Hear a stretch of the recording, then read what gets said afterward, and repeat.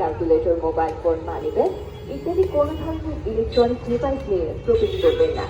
স্বচ্ছ ফায়ার ছাড়া কোনো ধরনের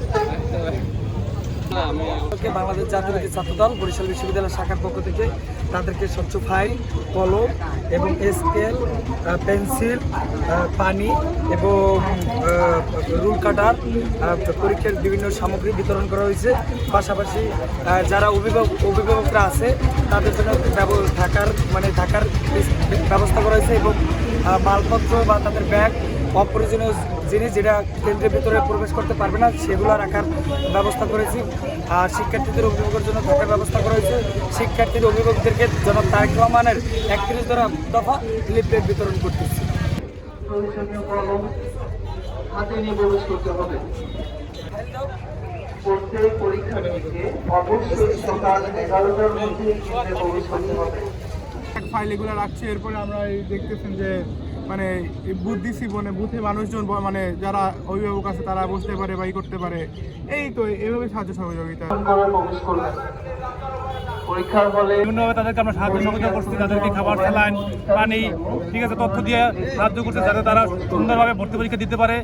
আজকে চারিপাশে প্রচণ্ড পরিমাণ রৌদ্র, আমরা এই জন্য বসার ব্যবস্থা করছি যাতে তারা ছায়ার ভিতরে থাইকা নির্বিচ্ছিন্ন সুন্দর পরিবেশে পরীক্ষার কার্যক্রম সম্পন্ন করে আমাদের এখানে ভর্তি কার্যক্রম করতে পারে।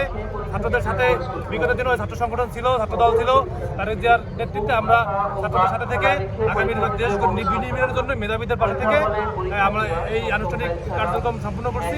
আমরা ছাত্রদলের পক্ষ থেকে সবাইকে শুভেচ্ছা জানাচ্ছি। বিশ্ববিদ্যালয়ের পক্ষ থেকে আজকের উচ্চ ভর্তি পরীক্ষা আমাদের হেল্প ডেস্ক বসাচ্ছি। এখানে আমরা বিভিন্ন জায়গা থেকে আগত শিক্ষার্থীদের ফোন, তারপর তাদের মানি ব্যাগ, তাদের ব্যাগ, তাদের বই খাতা আমরা জমা রাখছি। তারা যেন নির্বিঘ্নে এটা জমা রেখে ভর্তি পরীক্ষা দিতে পারে এবং পরীক্ষা শেষে তারা এটা নিয়ে যেতে পারে। এবং আগত অভিভাবকদের জন্য আমরা বসার ব্যবস্থা করছি, তারা যেন এই জায়গায় ভালোভাবে বসতে পারে। আর আমাদের একটাই ভার্সিটির আমাদের পক্ষ থেকে যেন সবাইকে আমরা যেন একটা ভালো সেবা দিতে পারি, এইটাই আমাদের লক্ষ্য।